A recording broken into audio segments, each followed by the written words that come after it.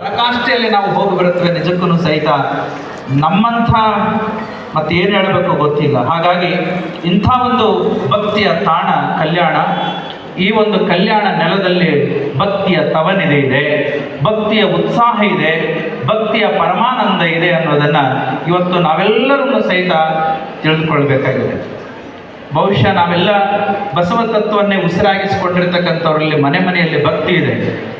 ಉಳಿದವರು ಈ ಕಲ್ಯಾಣದ ಬಗ್ಗೆ ಸಾಕಷ್ಟು ತಾತ್ಸಾರವನ್ನು ಹೊಂದಿದ್ದಾರೆ.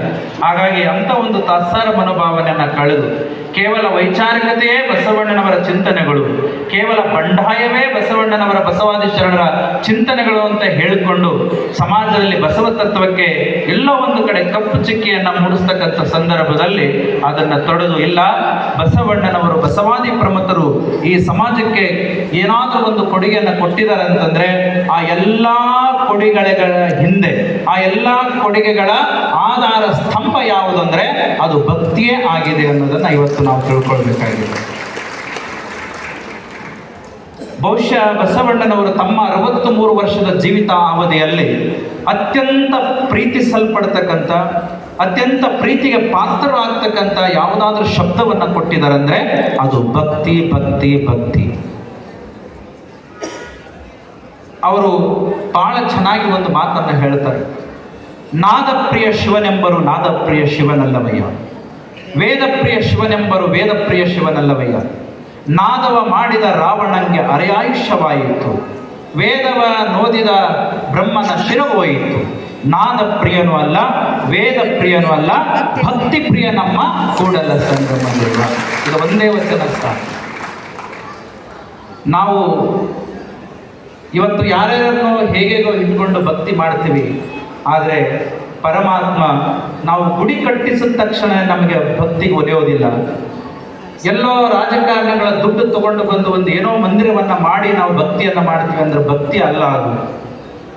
ಅಥವಾ ಎಲ್ಲೋ ತೀರ್ಥಕ್ಷೇತ್ರಗಳಿಗೆ ನಡ್ಕೊಂಡು ಹೋಗಿ ಅಥವಾ ಉಪವಾಸವನ್ನು ಮಾಡಿ ನಾವು ಭಕ್ತಿಯನ್ನು ಮಾಡ್ತೀವಿ ಅಂತಂದ್ರೆ ಅದು ಭಕ್ತಿ ಅಲ್ಲ. ಗುರು ಬಸವಣ್ಣವರು ಹೇಳದಂತೆ ತನ್ನ ತಾನಾರದ್ದು ತಿಳಿದು ತನ್ನೊಳಗಿರತಕ್ಕಂಥ ಪರಮ ಚೈತನ್ಯವನ್ನ ಸರಿಯಾದ ರೀತಿಯಲ್ಲಿ ಲಿಂಗದ ಮುಖಾಂತರವಾಗಿ ಕಂಡ್ರೆ ನಿಜವಾದ ಭಕ್ತ ತಾನೇ ಆಗ್ತಾನೆ. ಆ ಭಕ್ತಿ ನಿಮ್ಮೊಳಗಡೆ ಇದೆ ಅನ್ನೋದನ್ನು ತೋರಿಸಿಕೊಡ್ತಾರೆ. ಶರಣ ಬಂಧುಗಳೇ, ಲಿಂಗಾಯತ ಧರ್ಮ ಇದು.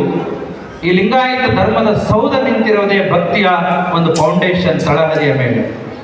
ಈ ಬಸವ ಧರ್ಮ ನಿಂತಿರೋದೇ ಭಕ್ತಿಯ ತಳಹದಿಯ ಮೇಲೆ.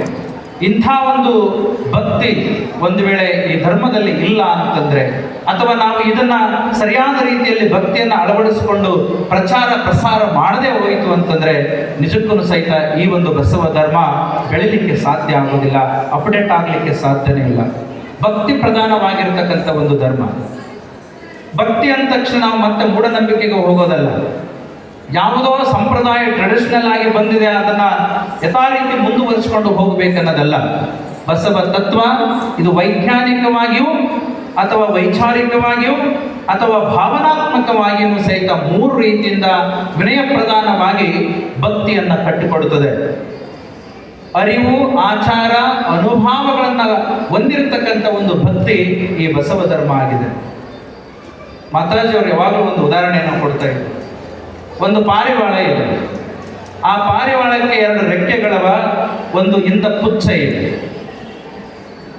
ಆ ಪಾರಿವಾಳದ 2 ರೆಕ್ಕೆಗಳನ್ನು ಒಂದು ವೇಳೆ ಕಟ್ ಮಾಡಿದ್ವಿ ಅಂತಂದ್ರೆ ಅವಾಗ ಅದು ಹಾರಲಿಕ್ಕೆ ಸಾಧ್ಯ ಇಲ್ಲ. ಅದರ ಹಿಂದಿನ ಪುಚ್ಚನ್ನು ಕಟ್ ಮಾಡಿದ್ವಿ ಅಂತಂದ್ರೆ ಹಾರಲಿಕ್ಕೆ ಸಾಧ್ಯ ಇಲ್ಲ.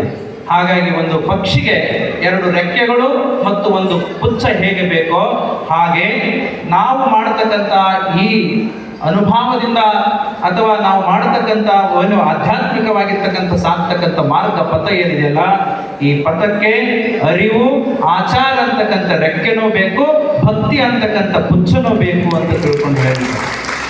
ಹಾಗಾಗಿ ಇಂಥ ಒಂದು ಅರಿವು, ಆಚಾರ ಮತ್ತು ಅನುಭವದಿಂದ ಕೂಡಿರ್ತಕ್ಕಂಥ ಒಂದು ಭಕ್ತಿ ಗುರು ಬಸವಣ್ಣವರು ಎಷ್ಟು ಭಕ್ತಿ ಭಾವದಿಂದ ಮಾಡಿದರು. ಬಸವಣ್ಣನವರು ಜ್ಞಾನದಿಂದನೇ ಎಲ್ಲರೂ ಬಂದರು ಅಂತ ಅಲ್ಲ. ಬಸವಣ್ಣನವರು ಕೊಟ್ಟಿದ್ದ ಬಹಳ ಜಾಣರಿದ್ರು ಅಥವಾ 64 ವಿದ್ಯೆಯಲ್ಲಿ ಪಾರಂಗತರಾಗಿದ್ದರು, ಹಾಗಾಗಿ ಎಲ್ಲರೂ ಬಂದ್ರಂತಲ್ಲ. ಬಸವಣ್ಣನವರು ಮಾಡಿರೋದು ಇಷ್ಟೇ, ಅವರು ಏನು ಪವಿತ್ರವಾಗಿರ್ತಕ್ಕಂಥ ದೇವನ ಮೇಲೆ ಇಟ್ಟುಕೊಂಡಿರ್ತಕ್ಕಂಥ ಒಂದು ಶ್ರದ್ಧೆ, ಆ ದೇವನು ಮತ್ತೆಲ್ಲೂ ಇಲ್ಲ, ಇಲ್ಲಿ ಕುಳಿತಿರ್ತಕ್ಕಂಥ ಅಥವಾ ಈ ಬ್ರಹ್ಮಾಂಡದಲ್ಲಿ ಉಗಮವಾಗಿರ್ತಕ್ಕಂಥ ಎಲ್ಲ ಜೀವ ಸಂಕುಲದಲ್ಲಿ ಅಂತರಂಗದಲ್ಲಿ ಅಡಕವಾಗಿರ್ತಕ್ಕಂಥ ಆತ್ಮನ ಚೈತನ್ಯ ಚಿದ್ಬೆಳಕೆ ಎಲ್ಲ ಜೀವಿಗಳಾಗಿರೋದ್ರಿಂದ ಬಾಗಿದ ತಲೆ ಮುಗಿದ ಕೈಯಿಂದ ನಿಮಗೆ ಶರಣಾರ್ಥಿಗಳನ್ನ ಸಲ್ಲಿಸಿದರೆ ನೀವೇ ಸಾಕ್ಷಾತ್ ಪರಮಾತ್ಮ ಅಂತ ಒಂದು ಲಿಂಗ ಭಕ್ತಿ, ಎರಡನೇದು ಜಂಗಮ ಭಕ್ತಿಯನ್ನ ಇಟ್ಕೊಂಡು ಈ ಒಂದು ಪವಿತ್ರವಾಗಿರ್ತಕ್ಕಂಥ ಕಲ್ಯಾಣ ಪರಮ ಪವಿತ್ರವಾಗಿರ್ತಕ್ಕಂಥ ಕಲ್ಯಾಣವನ್ನು ಕಟ್ಟಿದ್ದಾರೆ. ಹಾಗಾಗಿ ಇಂಥ ಒಂದು ಕಲ್ಯಾಣ ನೆಲದಲ್ಲಿ 770 ಅಮರಗಣಗಳು ಅವರೆಲ್ಲರೂ ಭಕ್ತಿಯ ಪರಾಕಾಷ್ಠೆಯಿಂದಲೇ ಪವಿತ್ರವಾಗಿರ್ತಕ್ಕಂಥ ಅನುಭವದ ಧರ್ಮವನ್ನು ಕೊಟ್ಟಿದ್ದಾರೆ ಅನ್ನೋದನ್ನ ನಾವು ಯಾರು ಮರಿಬಾರದು. ಬಸವಣ್ಣನವರ ಸಮಗ್ರ ವಚನಗಳನ್ನು ಓದಿದಾಗ ಎಲ್ಲ ಒಂದು ಕಡೆ ಸಾಮಾಜಿಕ ಅಥವಾ ವೈಚಾರಿಕ ವಿಚಾರ 4 ವಚನಗಳನ್ನ ತೆಗೆದುಕೊಂಡು ಬಸವಣ್ಣವರು ಹೀಗೆ ಹೇಳಿದ್ರು ಹಾಗೆ ಹೇಳಿದ್ರು ಅನ್ನೋದಕ್ಕಿಂತ ಪ್ರತಿಶತ 99% ವಚನಗಳು ಭಕ್ತಿ ಪ್ರಧಾನವಾಗಿ ಬಸವಣ್ಣನವರು ಹಾಡಿದೊಡೆ ನೊಡೆಯನ ಹಾಡುವೆ, ಬೇಡಿದೊಡೆ ನೊಡೆಯನ ಬೇಡುವೆ, ಒಡೆಯ ಕೊಡಲ ತೋರಿಯನ್ನ ಬಡತನವ ಭಿನ್ನಯಿಸುವೆ, ಒಡೆಯ ಮಹಾದಾನಿ ನಮ್ಮ ಕೂಡಲ ಸಂಗಮ ದೇವನಿಗೆ ಸೆರಗೊಟ್ಟಿ ಬೇಡುವೆ. ನಾನು ಹಾಡೋದಾಯ್ತಂದ್ರೆ, ಬೇಡೋದಾಯ್ತಂದ್ರೆ, ನಾನು ಜಪಿಸೋದಾಯ್ತಂದ್ರೆ, ನಾನು ನನ್ನ ಎಲ್ಲ ವ್ಯವಹಾರಗಳು ಏನು ಮಾಡೋದಾಯ್ತಂದ್ರೆ ಪರಮಾತ್ಮನ ಆಜ್ಞೆಯಲ್ಲಿ ನಾನು ಮಾಡ್ತೀನಿ ಅಂತಕ್ಕಂಥ ಭಕ್ತಿ ಕಳವದಿಯ ಮೇಲೆ ಒಂದು ಸುಂದರವಾಗಿರ್ತಕ್ಕಂಥ ಅನುಭವದ ಧರ್ಮವನ್ನು ನಮಗೆ ಕೊಟ್ಟಿದ್ದಾರೆ. ಹಾಗಾಗಿ ಬಂಧುಗಳೇ, ಅವರ ವಚನಗಳನ್ನು ನಾವು ನೋಡಿದಾಗ ಸುಮಾರು ಕಡೆ ಭಕ್ತಿಯನ್ನ ಹೇಳ್ತಾರೆ.